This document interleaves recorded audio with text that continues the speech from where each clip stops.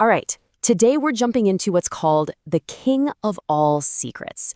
It's this incredibly profound piece of wisdom from the ninth chapter of the Bhagavad Gita.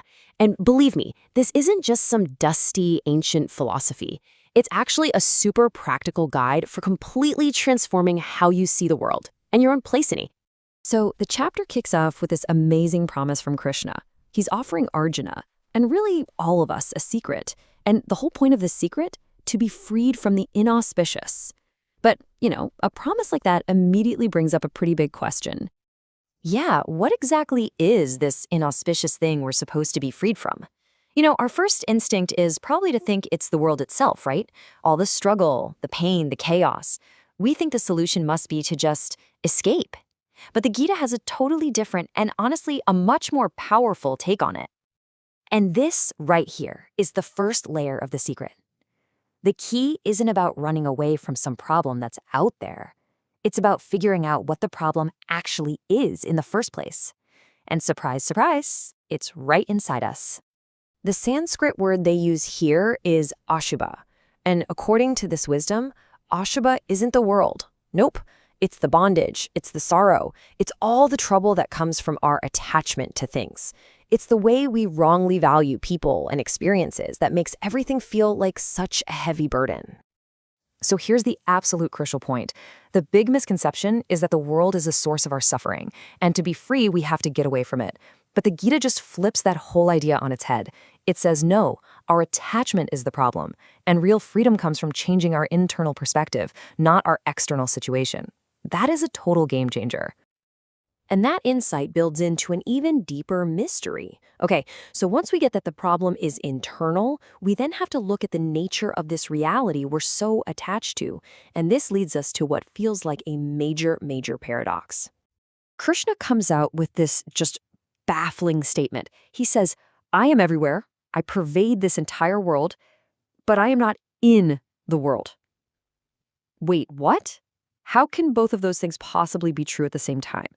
It sounds completely impossible, a total contradiction.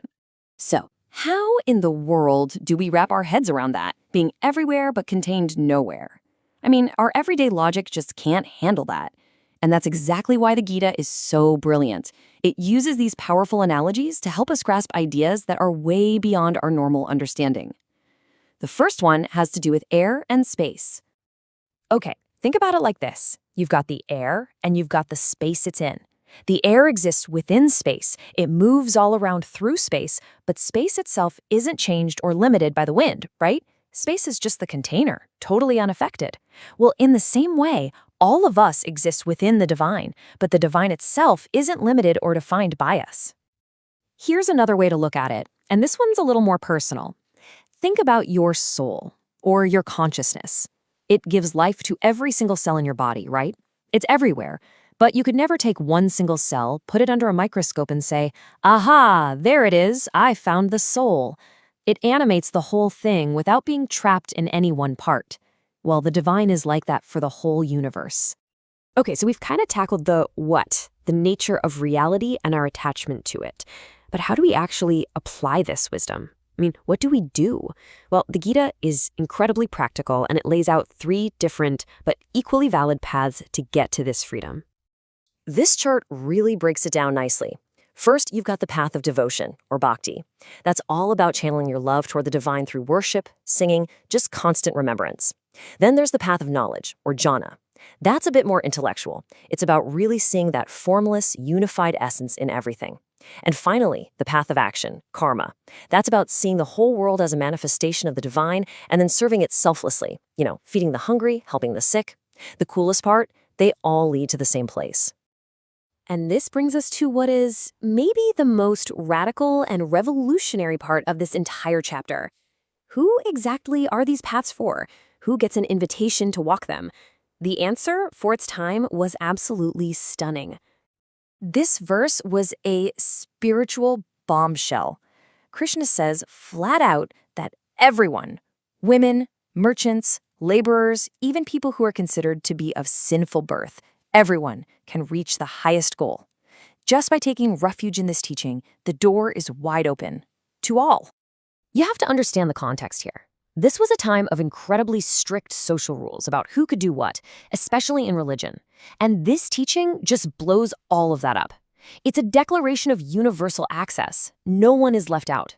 The text even says that a person who is considered a great sinner, if they sincerely decide to follow this path, should be considered a saint. It's not about your past, it's about the direction you're facing now. So, after all this profound, cosmic level philosophy, what does it all boil down to? I mean, how do you actually start? Well, the Gita brings this king of secrets down to one final, beautifully simple set of instructions that absolutely anyone can follow. So it's not about these massive, elaborate ceremonies or expensive sacrifices. Krishna says that if someone with a pure heart offers something as simple as a leaf, a flower, a piece of fruit, or heck, even just some water, if it's offered with love and a selfless heart, he accepts it. The whole focus is on your state of mind, not the stuff you're offering. And then it ends with this crystal clear 4-step call to action. 1. Fix your mind on this divine reality. 2. Be a devotee. See yourself as totally connected to it. 3. Offer your actions and your worship to it. And 4. Bow to it, which really means surrender your ego. The promise is that if you do this, you will reach the ultimate goal. And that leaves us with one last really powerful thought to take with us. The Gita is basically saying that anything you do, eating your lunch, doing your job, helping a neighbor, it can all be turned into a sacred offering. So the question to really sit with is this. If you truly believed every single action was an opportunity for that kind of connection, what would you do differently today?